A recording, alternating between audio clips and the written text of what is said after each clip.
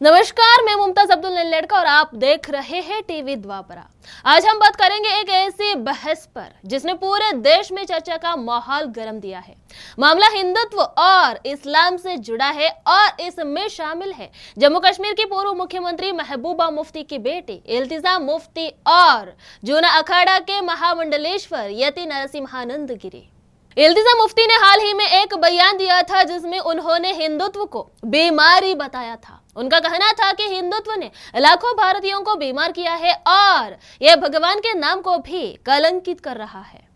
तो सवाल उठता है, क्या ये बयान भारत के उस सामाजिक ताने बाने पर नहीं हमला है जिसे सहिष्णुता और विविधता के आधार पर परिभाषित किया गया है? यति नरसिम्हानंद ने इस बयान का करारा जवाब दिया है। उन्होंने कहा और मैं उनके शब्दों को दोहराना चाहूंगी। तुम कहती हो हिंदुत्व बीमारी है, लेकिन मुझे यह बताओ हिंदुत्व ने कब किसी का घर लूटा, कब किसी निर्दोष की जान ली, कब किसी को बर्बाद किया? तुम कह रही हो हिंदुत्व बीमारी है और तुम इसका इलाज करोगी। मेरी बेटी, मुझे ये बताओ कि हिंदुत्व ने कब किसका घर लूटा, हिंदुत्व ने कब किसी निर्दोष को मारा? मुझे मेरी बेटी ये बताओ, हिंदुत्व कब किसी को बर्बाद करने के लिए गया?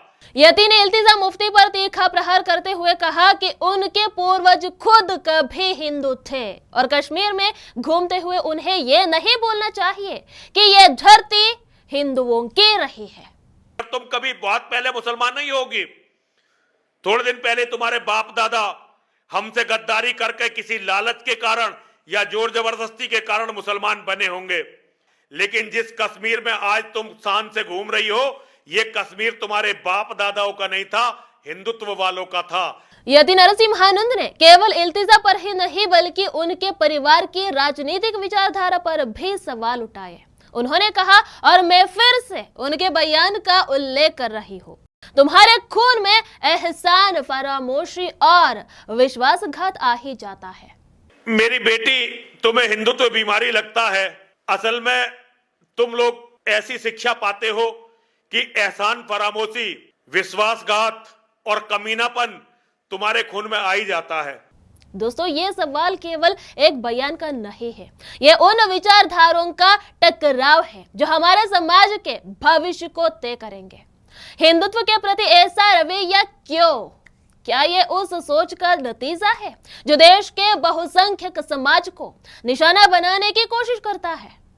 इल्तिजा ने अपने बयान में यह भी कहा कि जय श्री राम का नारा अब भीड़ द्वारा हत्या के लिए इस्तेमाल किया जाता है, लेकिन यति ने इस पर पलटवार करते हुए कहा, तुम जैसे लोग खुद अपने गिरबान में झांको। जो सीरिया, ईरान और बांग्लादेश में हो रहा है वो कौन सा हिंदुत्व है? हमारी तरफ उंगली उठाने से पहले जरा एक बार अपने गिरबान की तरफ देखो। तुम्हें करोड़ों लोगों का खून अपने कपड़ों पर, अपने परिवार के कपड़ों पर नजर आएगा। और मेरी बेटी, जो सीरिया में हो रहा है, जो अफगानिस्तान में हो रहा है, जो बांग्लादेश में हो रहा है, जो ईरान में हो रहा है, वह कौन सा हिंदुत्व है? उन्होंने सीधे सीधे कहा कि जो लोग दुनिया में आतंक फैलाने की विचारधारा को पालते हैं उन्हें पहले खुद का विश्लेषण करना चाहिए। दोस्तों, यति नरसिम्हानंद के बयान को समझने के लिए हमें उनके व्यक्तित्व को भी समझना होगा। दीपक त्यागी, जो बाद में यति नरसिम्हानंद गिरी बने, उनका जीवन संघर्षों से भरा रहा है। मास्को से इंजीनियरिंग की पढ़ाई करने वाले यति ने अपनी मां की बीमारी के बाद भारत लौटकर संन्यास का रास्ता चुना। आज वो हिंदू समाज की एक मुखर आवाज है। अब सवाल यह है, क्या इल्तिजा मुफ्ती का बयान केवल एक राजनीतिक प्रतिक्रिया थी या इसके पीछे एक गहरी रणनीति छिपी है? यति नरसिम्हानंद का जवाब हिंदू समाज के उस गुस्से की अभिव्यक्ति है जो बार बार ऐसे बयानों से आहत होता है।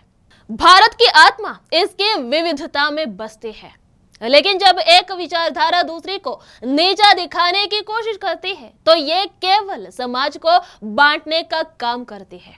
आज हमें तय करना होगा कि हम किस दिशा में जा रहे हैं। इसी के साथ मैं मुमताज अब्दुल लड़का आपसे विदा लेती हूँ। जुड़े रहिए टीवी द्वापरा के साथ। धन्यवाद।